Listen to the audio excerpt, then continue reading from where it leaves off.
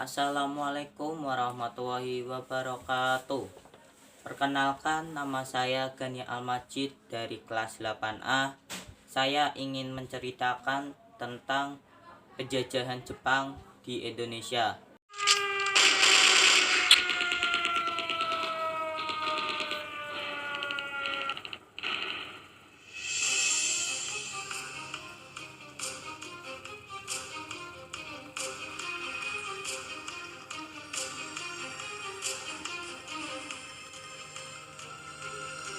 7 Desember 1941, Jepang menyerang pangkalan Amerika Serikat di Pearl Harbor. Serangan tersebut sangat dahsyat dan meluluh lantakan sebagian besar kapal Amerika Serikat.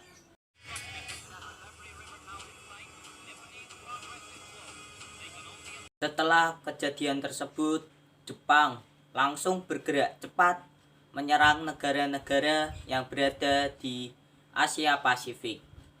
Satu di antara negara tersebut adalah Nusantara.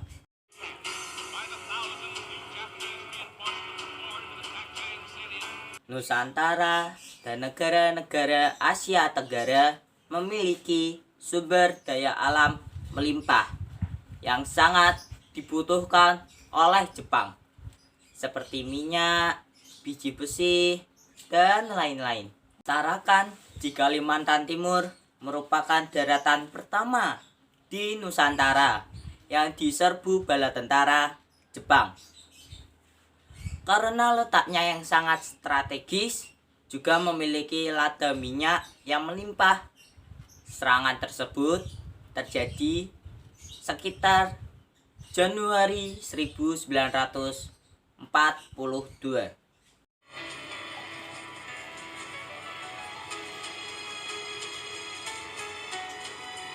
Akhir Februari, armada Jepang mengepung Pulau Jawa dari 3 tempat, yaitu Banten dipimpin oleh Imamura, Eretan Wetan Indramayu dipimpin oleh Tinosori, dan Karagan Jawa Tengah. Penyerangan Jepang yang begitu hebat membuat Belanda tak berdaya. 8 Maret 1942, Jenderal Terpoten menandatangani penyerahan tanpa syarat ke Jepang yang diwakili Jenderal Imamura di Kalijati, Subang.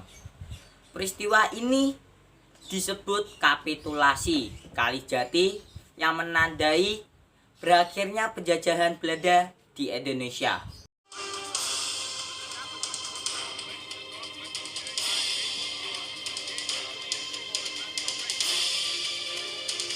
Selepas kepergian Belanda, akhirnya Indonesia jatuh ke dalam pelukan Jepang dengan propagandanya. Jepang mengatakan bahwa mereka adalah saudara tua cahaya dari timur. Untuk kepentingan politiknya, Jepang membagi Indonesia menjadi 3 wilayah militer tentara.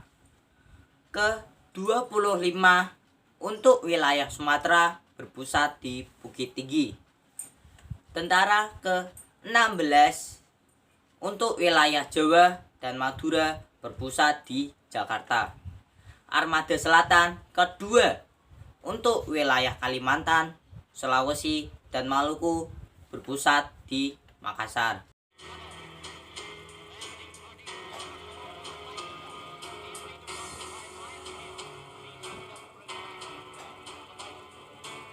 Untuk memikat hati rakyat Indonesia, Jepang mulai mengeluarkan rayuan global memperbolehkan mengibarkan bendera merah putih berdampingan dengan bendera Jepang.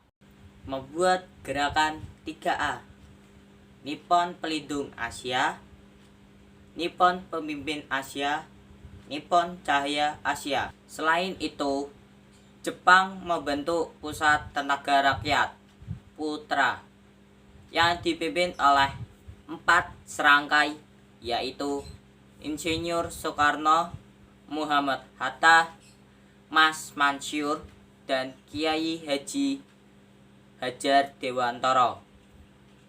Tujuan Jepang membentuk putra adalah untuk menghimpun kembali kekuatan rakyat agar dapat membantu Jepang dalam perang Pasifik.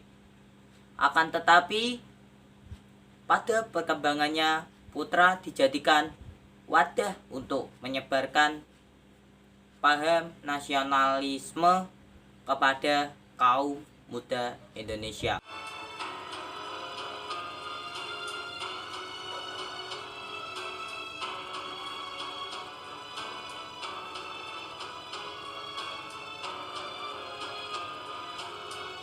Hari demi hari berganti.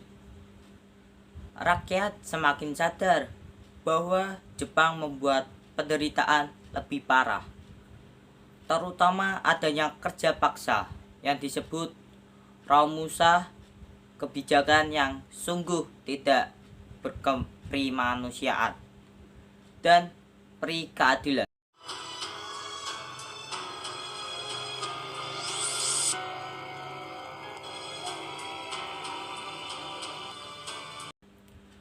Kekejaman Jepang membuat api perjuangan berkorbar kembali. Hari ini terjadi beberapa wilayah di Indonesia. Para pejuang melakukan perlawanan bersenjata yang begitu heroik terhadap Jepang. Salah satunya adalah perlawanan Kiai Haji Zainal Mustafa di Tasikmalaya. Perlawanan tersebut dilatar belakangi oleh upacara Saikerei yang dianggap perbuatan syirik, di mana di pagi hari harus membungkukkan badan ke arah matahari terbit sebagai simbol penghormatan kepada Kaisar Jepang.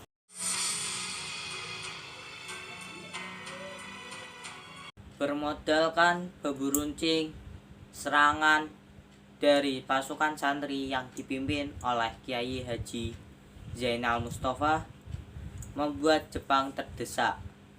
Banyak tentara Jepang yang tewas dan luka berat. Sekitar 86 santri gugur dalam peristiwa tersebut karena adanya perbedaan persenjataan. Siasat licik Jepang, akhirnya beliau berhasil ditangkap.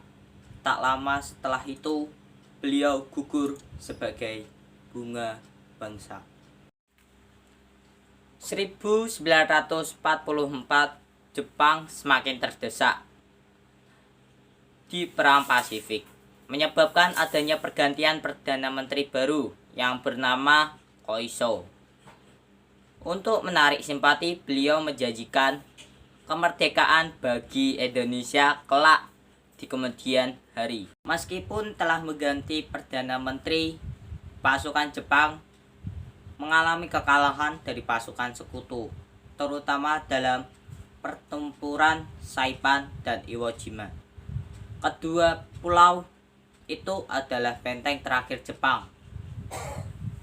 Hal tersebut berpengaruh terhadap propaganda Jepang di Indonesia dengan membentuk Dokuritsu Junbi Kosakai (PPU-PKI). Tujuan Jepang membentuk PPU-PKI adalah agar rakyat Indonesia tetap memberikan dukungan bagi Jepang dalam Perang Pasifik. Sedangkan tugas utama PPU-PKI adalah merumuskan dasar negara dan menyusun batang undang-undang dasar negara.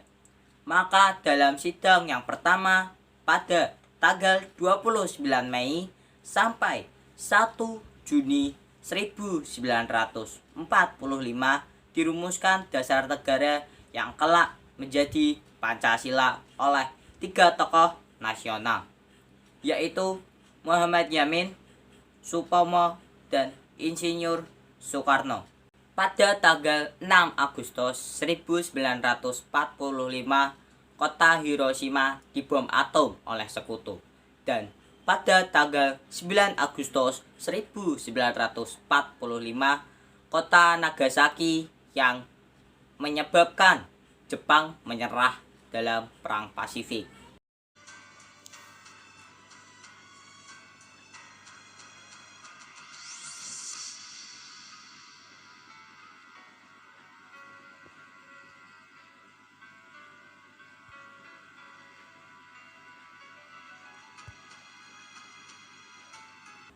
Berita kekalahan Jepang sampai ke telinga Sultan Syajarir, lalu disampaikan kepada golongan tua dan muda. Terjadi perbedaan pendapat yang mengakibatkan peristiwa penculikan Soekarno-Hatta ke Rengas Dengklok.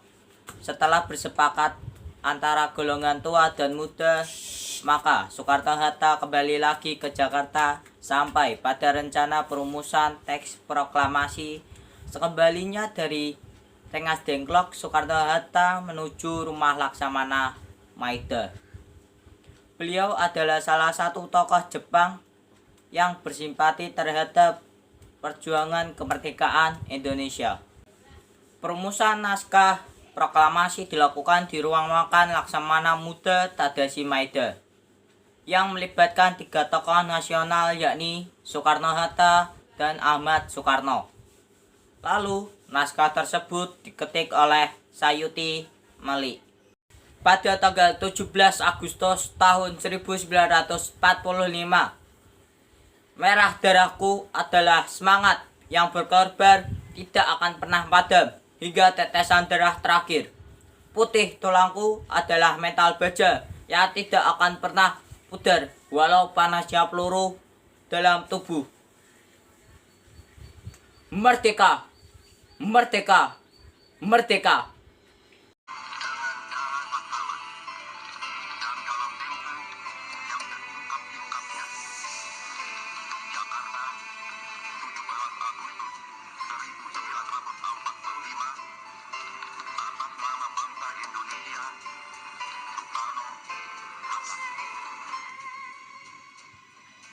Sekian cerita penjajahan Jepang di Indonesia. Kurang lebihnya mohon maaf. Wassalamualaikum warahmatullahi wabarakatuh. Terima kasih. Sampai jumpa.